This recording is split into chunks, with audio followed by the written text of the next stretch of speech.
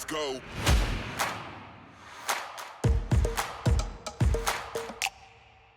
Hello, everyone, and welcome to Zephyr's Adjusted for Risk podcast from the shores of Lake Tahoe. I'm Ryan Nauman, the market strategist here at Zephyr.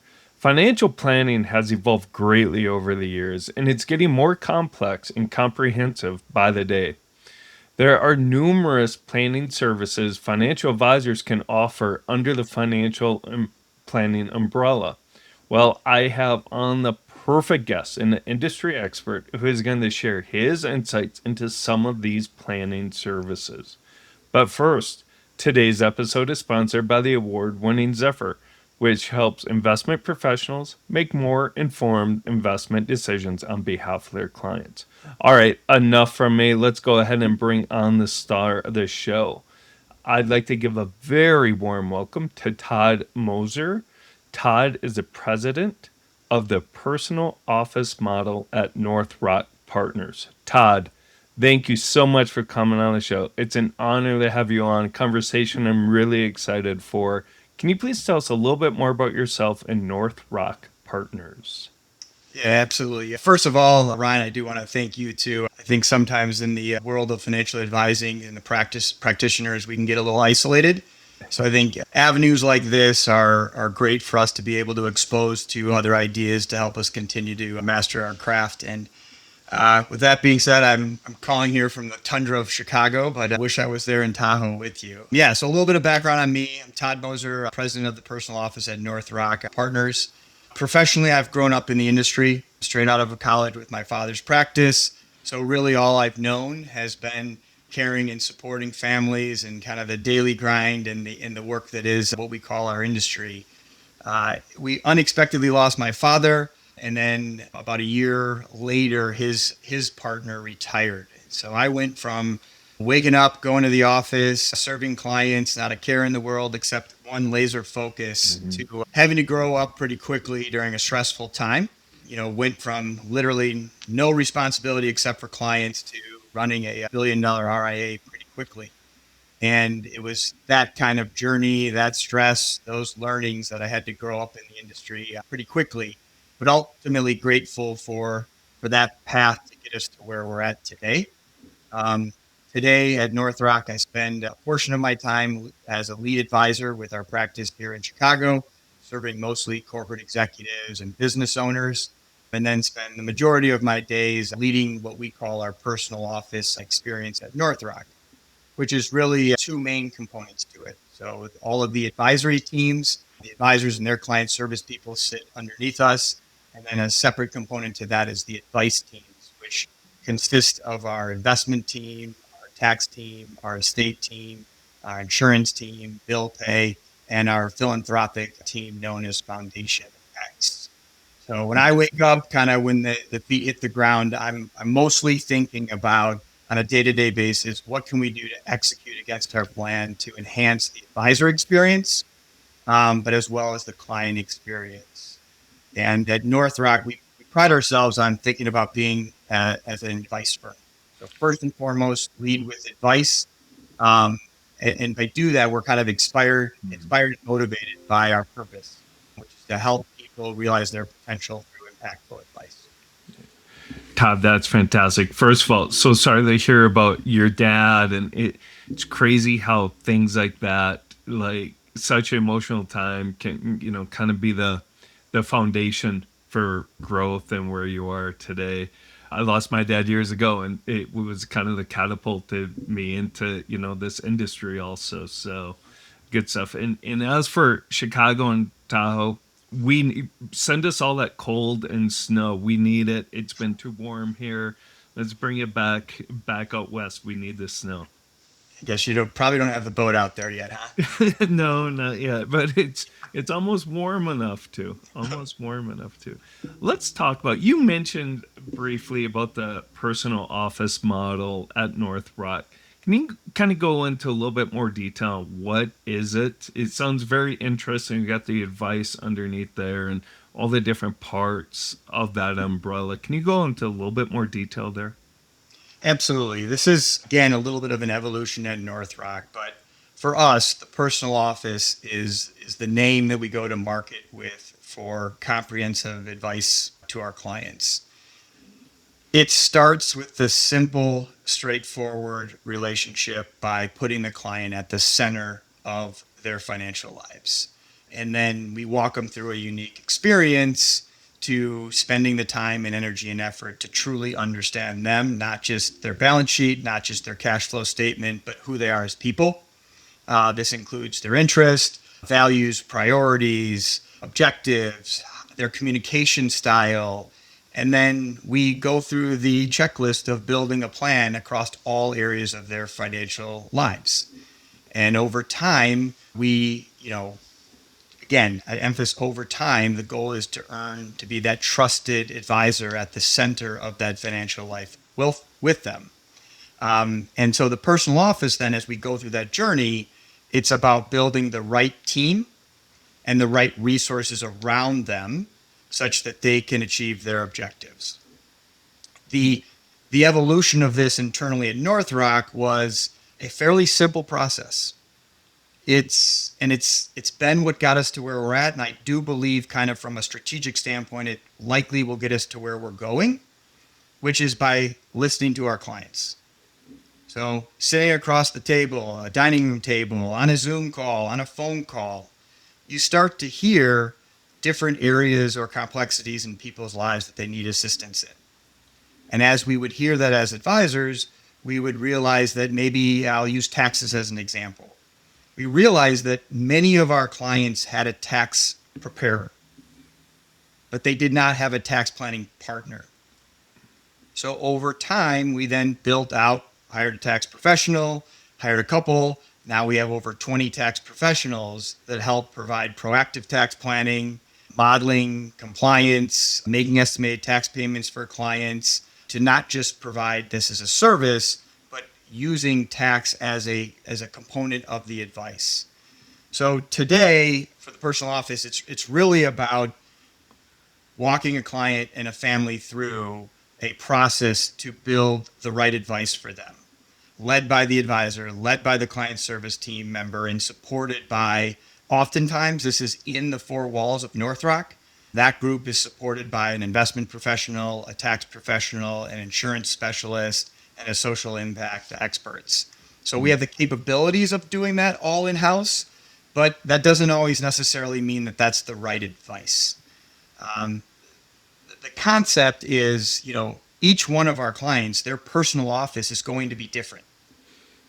So instead of using a family office terminology, which is ambiguous to the consumer to begin with, each family is going to have different needs and resources for what they're working on.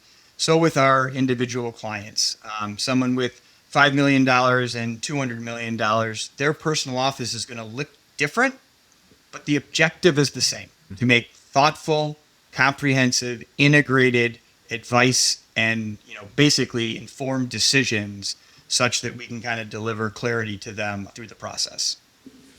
Yeah, Todd, that's great. There's a couple things that really stood out to me when you were explaining that. Number one, and we talk about it all the time, I think it's easier said than done, but just listen, right? It just starts by listening, whether you say Zoom call, in person, however that conversation happens, but just listen to the client, right? And then also, we talk a lot about the center of influence a financial advisor is, and really they are the hub, right? Then you build around them exactly what you mentioned within the personal office model that you guys are building.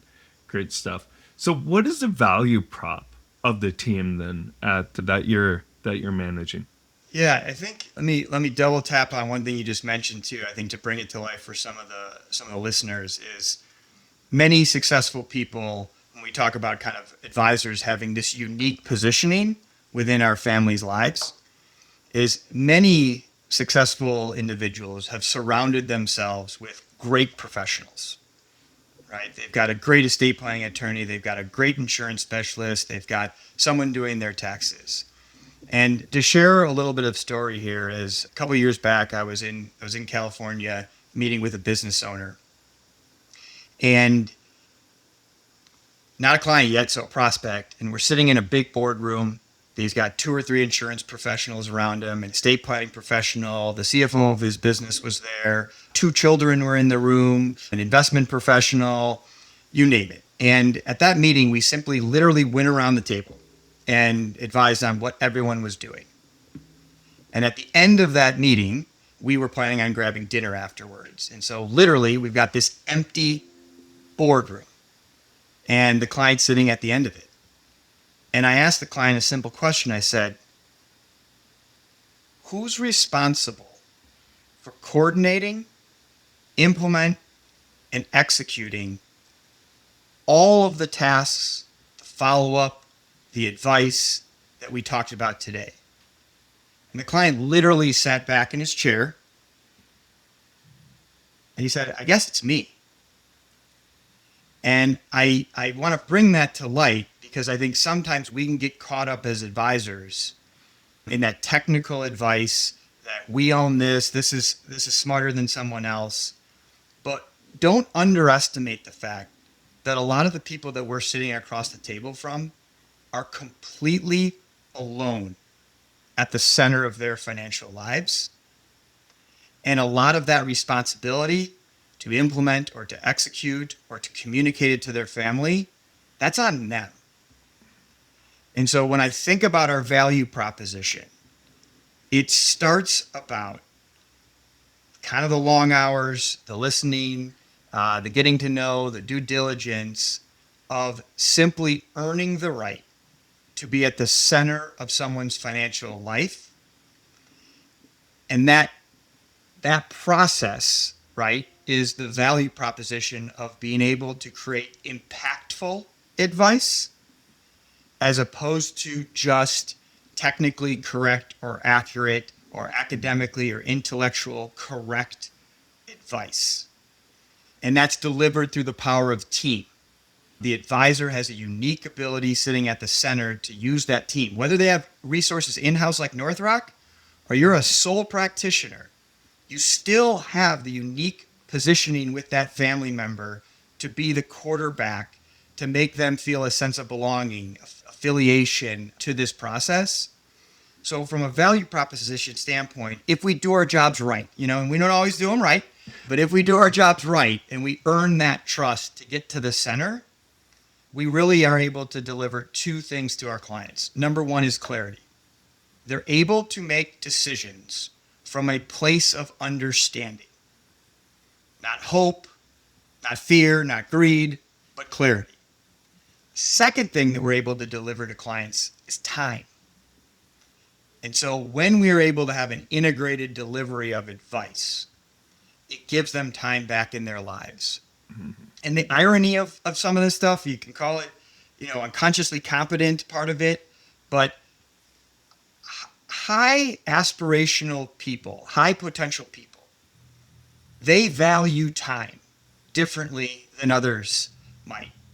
And so if you think of it as a professional athlete, if you are able to deliver back time to an athlete to spend more time in the recovery or to spend more time, at the gym or on their diet, it might be the difference between them signing one more contract, which could be financial freedom for them.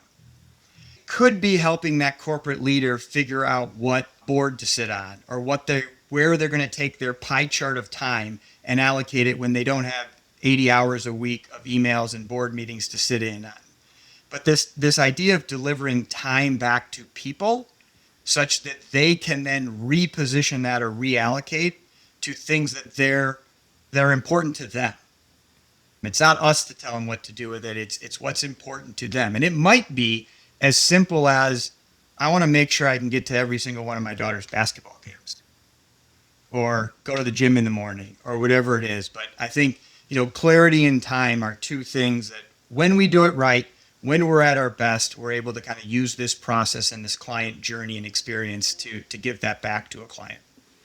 Yeah, Todd, that's fantastic. How many times in a day do we hear, there's just not enough time in a day? There's just not enough time.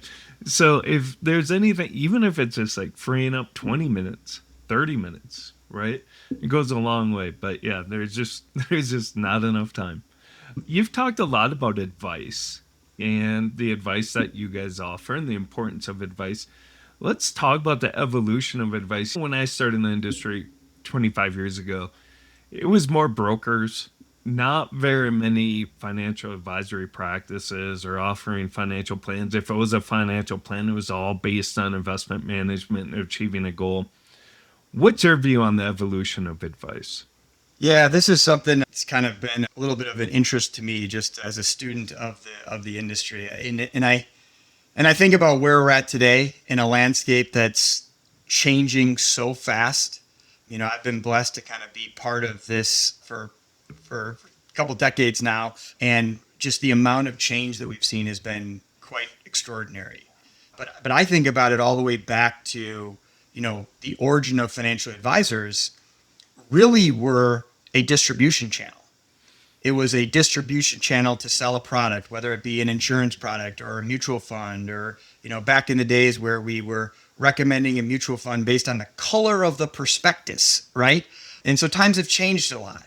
And we've gone from offering kind of products, we've evolved to offering solutions, to financial plans, to building fully institutional due diligence investment portfolios, and now to this kind of new era of fully integrated comprehensive advice firms.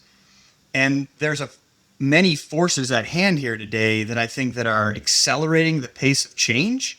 And these forces we can't necessarily ignore, and it's forcing us as advisors to really understand what's going on to be able to compete for the advisor down the hallway or across the street. And I think about it a couple ways. One is some of these forces, the changing landscape of technology. I mean, you probably will have 2 or 3 podcasts this year alone on just how much technology is shaping what we're doing today. But it really is going to have a material impact on how we, do the work on the back end, but also how we engage with clients. I also think about another force here is the democratization of technical financial advice. With AI, giving exceptional advice will no longer be a differentiating competency. It will simply be table stakes. Our clients will be able to access it. We'll be able to access it. And so what do we have to do to be beyond that to add value? Another force out there is the increased awareness of comprehensive advice by the consumer. This then translates into the consumer demanding more of the time from our industry and services from wealth advisors. And I think the last part, maybe force that's out there, is just the complexity of success. How many advisors out there love sitting across the table, doing the work, engaging with relationships? And those advisors have grown. Doesn't hurt to have a fantastic bull market at our backs either here.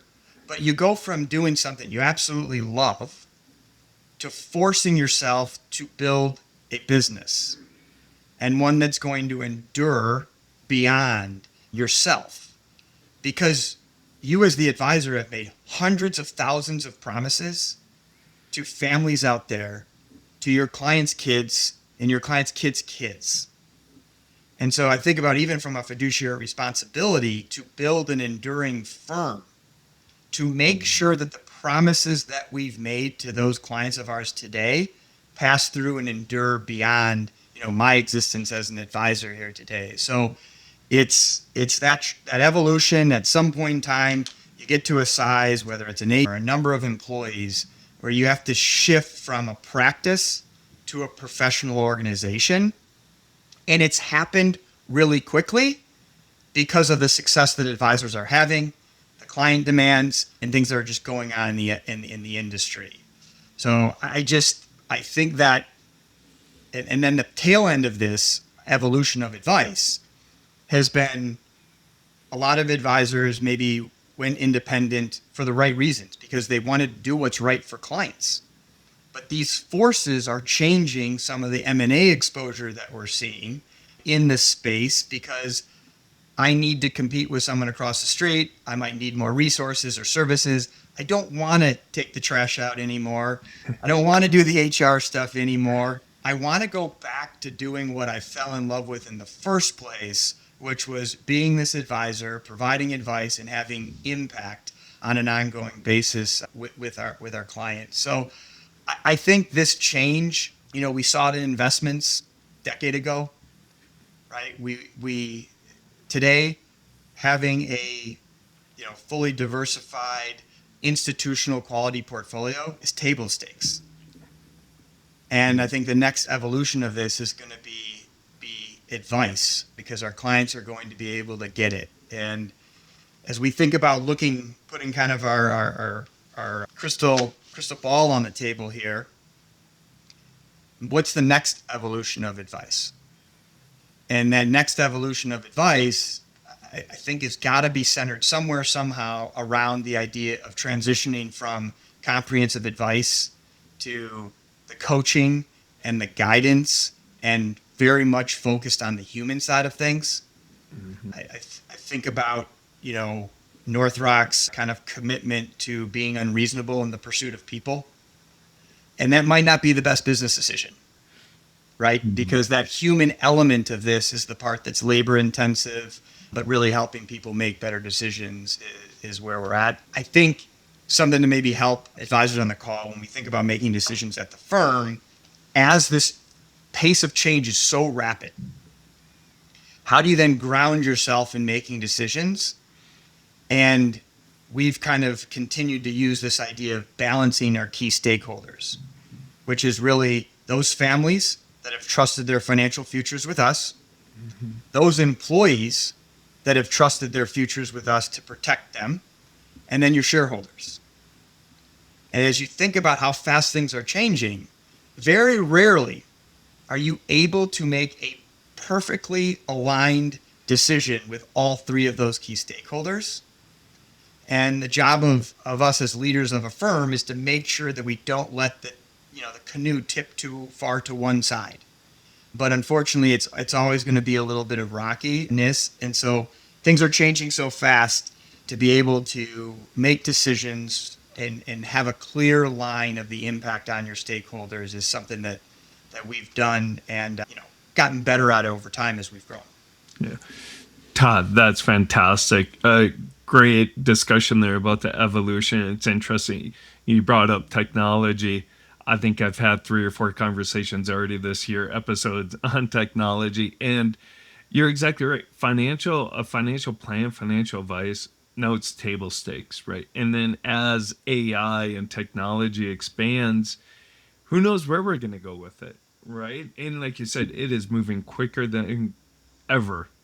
So trying to stay on top of it and how it can help create better advice or more comprehensive advice is so important. So that brings me to my next questions.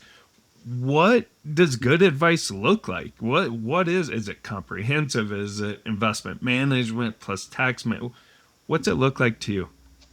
Yeah, let's start with a simple premise that for us, advice is not just financial advice. So advice is about helping people make decisions that they otherwise would not make on their own. At our best, it's about helping people make decisions that are aligned with their values and their goals from a place of understanding. And that could be everything from, helping a client make sure that they have the right tax strategies in place to execute on a concentrated stock exit strategy. It could be from, making sure that the asset location of their portfolio factors in the new estate plan that they just did, and the credit shelter trust and the spousal lifetime access trust have the right allocations based on the tax ramifications of that portfolio and based on their long-term objectives. It also could be making sure that the family's financial concerns, whether it be the stewardship of their money, the financial readiness of their children, different issues that they have in their families, are represented in their estate plan. When you take on that responsibility for a client that's had success, it's about providing the right advice, and I do believe, I do believe that we all can know that people tend to make better decisions when they are aligned with their values and their objectives. Leads to, it sounds warm and fuzzy, right? It sounds kind of a little bit hocus pocus in it. But what that does, from research, you can know that it leads to better outcomes. Take investments. People that have purpose with their money tend to stick to the investment plan longer, ride through the good and the bad time, than those that have a collection of investments. And so this idea of advice is really this multifaceted leveling of advice to be able to take people to another level. And ultimately, great advice reduces the emotional burden on someone in their life. And it's about providing them with motivation. It's about providing them with affiliation and belonging to something bigger than themselves. And it's about that ultimate goal of this fulfilled life, which is the endless search, right, of the perfect balance between family, friends, finances, faith, you name it, health. This juggling act of being able to position to someone to kind of reach their best self. So I think that's ultimately is great advice, is when the client kind of comes back to you and says, you've changed my life. Yeah, you're exactly right, Todd. And that's the rewarding part of this industry. We talked a lot earlier about how important listening is. Well, you mentioned a few times alignment too.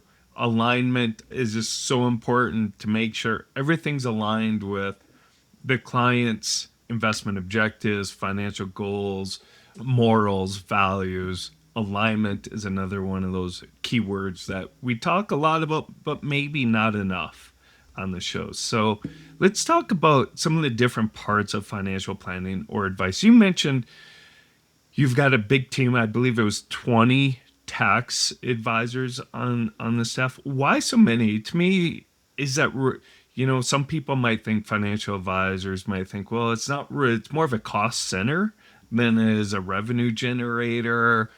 Why do you think advisors should incorporate tax planning, and what's your feeling there at NorthRock on why it's so important? Yeah, I think so. If you think of the purpose of kind of helping people reach their potential through impactful advice, and then as a job, think about the advice teams through two lenses. One lens is, what resources do the advisors need to be able to provide the best advice? So that's kind of the lens internally at NorthRock to build the right teams and support and the advisor value proposition for an advisor that's searching to master their craft. And then the other lens is through the client experience. And, the tax journey for us started 15, 20 years ago with different affiliations that we had with tax professionals. And I think the delivery of tax through an integrated financial plan allows you to make better investment decisions. It helps you to manage the cash flow better, allows for distribution planning and retirement in a more impactful way. And the advisor knows that they have someone that's an expert in that area to be able to provide advice. And it could be external, right? So those advisors that don't have a team behind them, I want you to think about, as you're maybe even for the younger advisors, is, your job is to truly understand the client. And then you don't need to be the library, right? You need to be the librarian. You need to be able to know where to go to get the right answer on whether or not the expenses for the remodel are going to be depreciated this year or over time. That's our job. And so what we've done at NorthRock here is, I think about it again from the advisor experience. We have advisors at varying levels of sophistication on their tax knowledge. It's not fair to the client for someone to get a 3 level of tax versus a 9 level of tax. Every single client should get the highest level of advice that they deserve, because the client worked really hard for the money. They're decided to hire, NorthRock Partners or whoever else it is. They deserve it. So the client deserves to have a high level of exceptional advice across all areas. And because this nature of comprehensive advice is so broad and the power of team, it's really a challenge to say that I, as an advisor, should know all of this. And I'm likely going to miss something. So you have this element of team to building tax in-house.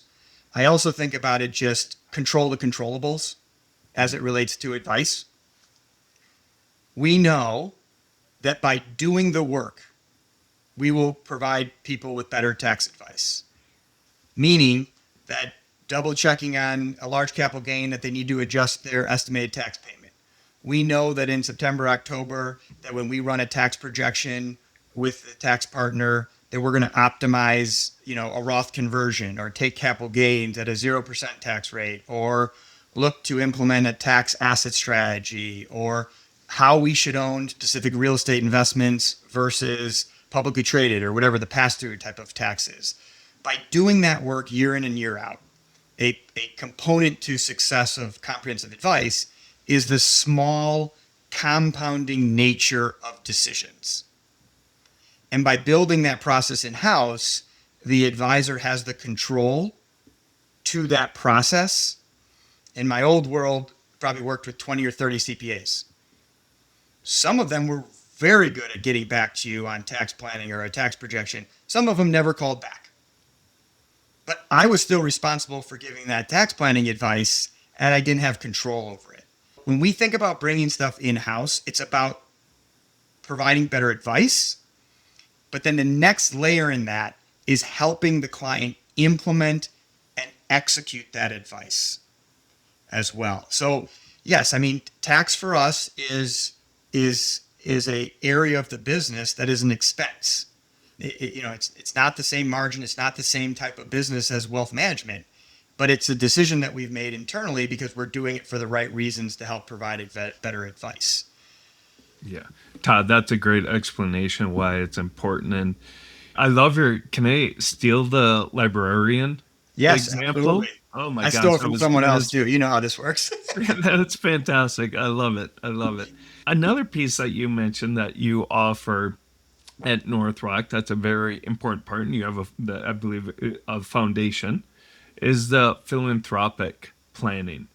What's the benefits of offering philanthropic services? I think some financial advisors do. They say it in their marketing. Whether they actually do it or do it well is another question. But what do you feel are the benefits there of offering those services? I'll start with the commercial lens first and then go to kind of the avenue of the advisor. Some of our biggest clients have come to us through Foundation X. So some of the highest net worth families that we work with, hundreds of millions of dollars, have been brought to the firm through Foundation X because it might be something that's on the top of their priority list. So it does feed a little bit as a business development arm of NorthRock. And in addition to that, there's a little bit of NorthRock's values being represented in Foundation X, of being able to support. We have our own nonprofit that we use to support communities, causes for our employees. We have a nonprofit board program that we work with our younger employees to develop them to feel like they can sit on a board or get elected to a position on the board. And so there's some internal employee experience components and values of NorthRock that why we have it. But if I go and stay a little bit more on the purpose of the podcast from an advice perspective here is I use myself as the example. 5-10 years ago, I'd be sitting down with a client and I'd recommend them to donate highly appreciated stock into a donor advised fund because it's going to help you reduce your taxes because you're itemizing this year and that's what you should do. And when Emily and Leah started to build Foundation X, one of my biggest career regrets, honestly, is that I was missing all of these years an opportunity to have the deepest connection with a client as it related to what they are passionate about and what the impact they wanted to make with those dollars. So I was treating it as technical advice, leading with my head. I wasn't thinking about leading with my heart or my hands as it related to helping clients with their philanthropic need. Now, story here, or a couple examples, and we've got plenty of them. There's some high profile different situations that we run, but I can also, I'm sure everyone in their client base can think of someone that's completely financially independent and they don't have family. And you're having a normal meeting with them about, the rate of their portfolio, the cash they've got set aside, their liquidity plan for 2026. They're in good shape for insurance. Taxes are going to be similar to next year. And you're going through the motions with them. And at some point in time, you bring up to the client, how do you think about, where this money is going to go as your legacy? And, their circle of financial independence, family, and social legacy, they've only got two of those circles. They've just got that social and that financial independence circle. And that client leans across the table to you and says, it's the number one thing I lay at night about is, where is this money going to go? And who's going to steward it when I'm not here anymore? And some clients, all of it's going to Northwestern, and they feel fantastic about that, right? But I was missing for years the stress and the burden of having $8 million, $5 million, whatever the dollar amount is, doesn't matter. Go someplace without clarity and without purpose. And I can give you an example of a client that I'm kind of thinking about right now. This is a woman that's been through a lot in her life. Financial burden was, all of this money is going to go to charities. And I just don't want to get a magnet on my refrigerator. And we have built a statement of wealth, statement of generosity for her. She is involved in the charities that she is now thinking about kind of leaving her legacy to. And noticeably, she has more confidence, self-concept, energy in the office when she comes in. It has materially changed her life. And so I think about Foundation X and philanthropic services that, yes, it could be a great business opportunity, but also if we're sticking to our true north about providing better advice, this is an amazing opportunity to have third and fourth level depth conversations with your clients that no one else is having with them. Again, it's this unique positioning as you as that trusted advisor. You can have this conversation. Their neighbor can't. A friend can't. They don't want to brag about how much money they've got. And so it is a really powerful connection point that we have. And I would just encourage everyone at whatever level to embrace those conversations, to deeper your connections with your clients. Todd, that's fantastic. And you're exactly spot on because everyone offers mutual funds, ETFs. They have the same suite of investments for the most part that you can offer. How, as a financial advisor, can you differentiate yourself, set yourself apart from somebody who's offering the same investments? Same investments. How can you really separate yourself from your competitors? Because you know better than everyone how competitive this space is. And there you go, offering philanthropic services. And like you said, it really deepens that relationship, makes it stickier. And I have a feeling a lot of financial advisors, your competitors, aren't doing it. And also, Ty, I'm just going to leave you with this. If you do come across this, feel free to have them donate their money to University of Wisconsin. They could use some. They could use some money for the NIL and I all was that. at the Bill Ryan Coaches versus Cancer event last fall. So Awesome. Awesome. We've talked about taxes. We've talked about philanthropic planning. There's investment management planning. There's estate planning. You name it. A lot of services you can offer under that advice umbrella. How do they determine what services to offer? Financial advisor. You got all these different services. How can they determine what are the best services to offer, but do it at scale where they can manage it successfully? yeah, I mean, I think there's a couple things. So as you're thinking about from a business perspective, our advice teams all started as ideas or one individual hire. And so our estate planning department of 4 today, back in the day, we hired Sam. And Sam went through the process of taking, projects, building processes, procedures, etc., figuring out how we were going to integrate that into the advisor experience and the client experience, figured out how to price it in a way that we would still be able to kind of financially afford it. And then it grew, and we hired another estate planning professional. Then we changed those kind of individuals into a department. And then that department kind of translated into a team. And so it doesn't need to be starting by buying a 25-member estate planning firm or a CPA firm. It could be as simple as hiring a tax planning specialist that leads tax planning within your organization and is orchestrating all of the outside tax preparers for you. So it doesn't need to be immediately that you're building out this whole suite of services, but you're building out either partnerships, alliances, hiring people in-house that have specialties for the same goal of being able to have the advisor force be able to be at their best to give better advice to the clients. And so for us, each and every one of our advice teams started with an individual hire and then slowly building a business plan and then ultimately figuring out how that we were going to incorporate that into the experiences of both the client and the advisor. Interesting. Last thing, Todd.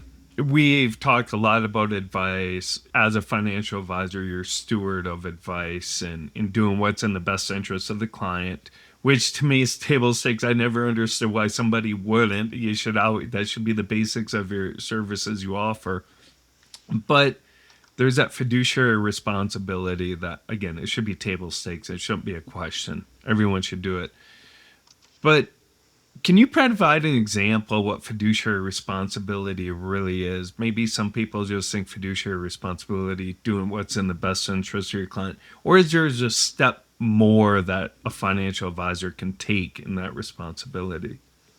Yeah, great question, Ryan. And I think I totally agree with you that the first part of this is the regulatory definitions of fiduciary duty that we serve to our clients is, again, obviously something that all of us need to have as a table stakes for everything that we're doing. I think for this conversation, I would have us think differently about a fiduciary mindset. And that fiduciary mindset is going to go beyond the nature of us just making sure that we check boxes on a regulatory basis. And a good example of that might stress test it a little bit is if you're a financial advisor and it's March and April of 2020 when COVID hits, and then sooner after that, interest rates drop dramatically, and you've got clients in your portfolio or your book of business that have a mortgage above X. Isn't it our fiduciary mindset that every single one of your clients should have refinanced at that opportune time?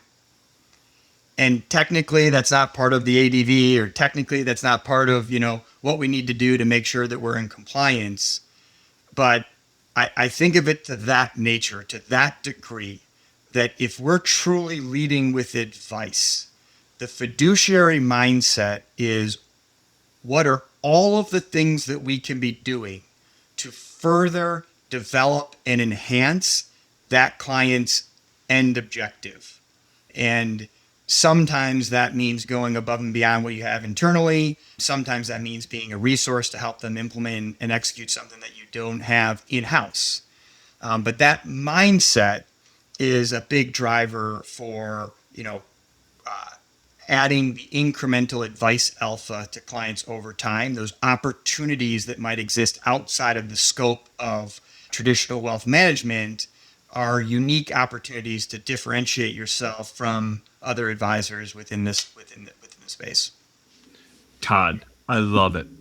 Fantastic. I love the advice alpha. I'm just doing some research on alpha on the investment side.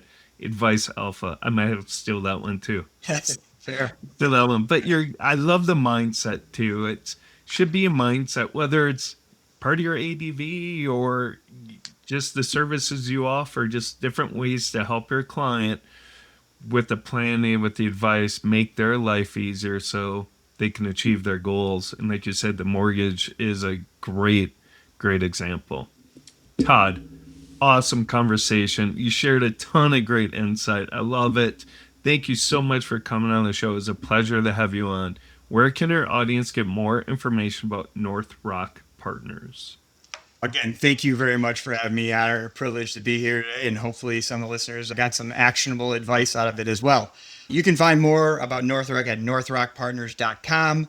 On that site, you can also find links to the Foundation X site, which helps NorthRock clients and also non-NorthRock clients as well. And then there's also the link to our NRX, which is our kind of athlete brand as well. Awesome. Todd, thank you so much again. And thank you, everyone, for listening to this episode of Zephyr's Adjusted for Risk podcast. You can watch all of our other episodes on the Zephyr YouTube channel and on Spotify. Please remember to like and subscribe to those channels and give us a follow on LinkedIn. Thank you very much and have a great rest of your day.